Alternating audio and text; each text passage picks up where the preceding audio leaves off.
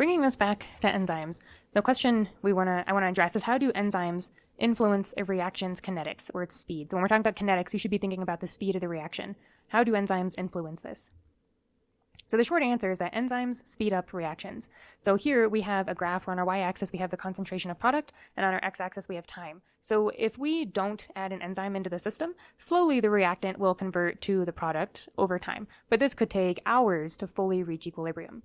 Whereas if we do add an enzyme into our reaction, well, they can speed up that reaction dramatically. Remember that the enzyme does not change the final concentration of products and reactants. So you notice that at the end, we have the same concentration of products in both cases. It's just that the enzyme speeds up the reaction, so the products are made sooner.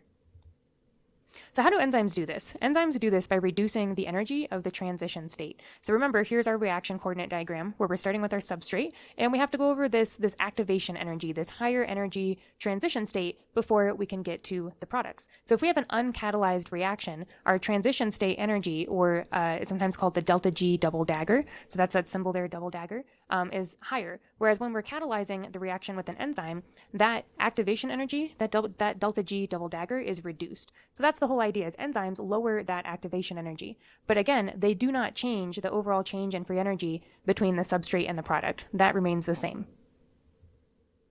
So let's look at an example. This is the reaction of L-proline going to D-proline, and this happens, is catalyzed by the enzyme proline racemase. And it involves a transition state. So here is it could go either way, but let's say here is the product, here is the transition state, and here is the reactant. So the idea is that the enzyme is going to stabilize this transition state that could otherwise be kind of unfavorable, right? We have this negatively charged carbon right here that's pretty unfavorable, and we don't see it very often in chemistry, right? So the enzyme can stabilize this transition state to lower that activation energy required to form this structure. Now, what's interesting about this is that a lot of enzyme inhibitors look very similar to the transition state molecule. So for example, this is the inhibitor for that proline racemase, and you see that it looks pretty similar to that transition state molecule. So if we have this inhibitor around, it's going to bind the enzyme's active site, and the enzyme will be very happy binding this because it looks a lot like that transition state that the enzyme likes to stabilize. So again, enzymes facilitate transition state formation. That's what they do. They make it energetically more favorable to form the transition state. So where the enzyme does this is in its active site. So this is the whole enzyme. This region colored in blue is the active site. So in this case, our reactants are going to bind, our substrates will bind, and then in the active site, that transition state is stabilized, and the reaction is catalyzed, so now we're going to form the products. And you notice the enzyme changes shape between these two different states. So that's pretty common for an enzyme to kind of fold in around the molecules that it's catalyzing. What drives these reactants to bind the active site? So this all happens through non-covalent interactions. So interactions with the side chains, maybe through hydrogen bonds, or through van der Waals interactions or salt bridges, but it's going to be non-covalent. And there's a unique three-dimensional environment here in the active site that's very specific for these reactants and the products.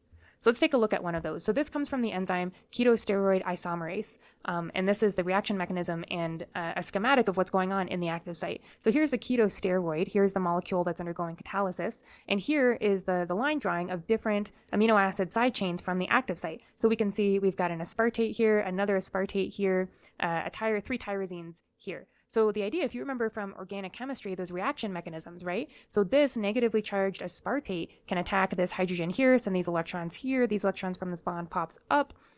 This gives that a negative charge, which is stabilized by these hydrogen bonding interactions from these groups here, from the aspartate and the tyrosine.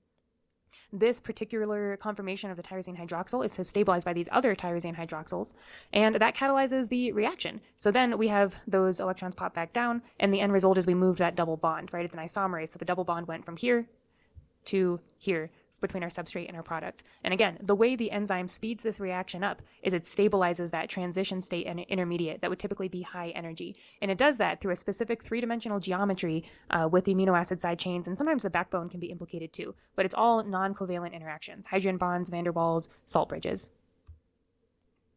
When we talk about enzymes, we're going to talk about the induced fit model of enzyme activity. The key idea here is that the enzyme will change its shape when it binds the substrate. So here's just a simple cartoon of our enzyme. Here's our substrate. They look like they don't fit, but because of the induced fit model, the enzyme will sort of change its shape here to accommodate the substrate and especially the transition state of the substrate. In your own words, could you describe the relationships between enzymes, reaction speed, activation energy, delta G dagger, delta G naught prime, equilibrium concentrations, KEQ prime, the words endergonic and exergonic? We've talked about a lot of different concepts. See if you can connect these. Which ones are connected, which ones are not? How do you describe these relationships?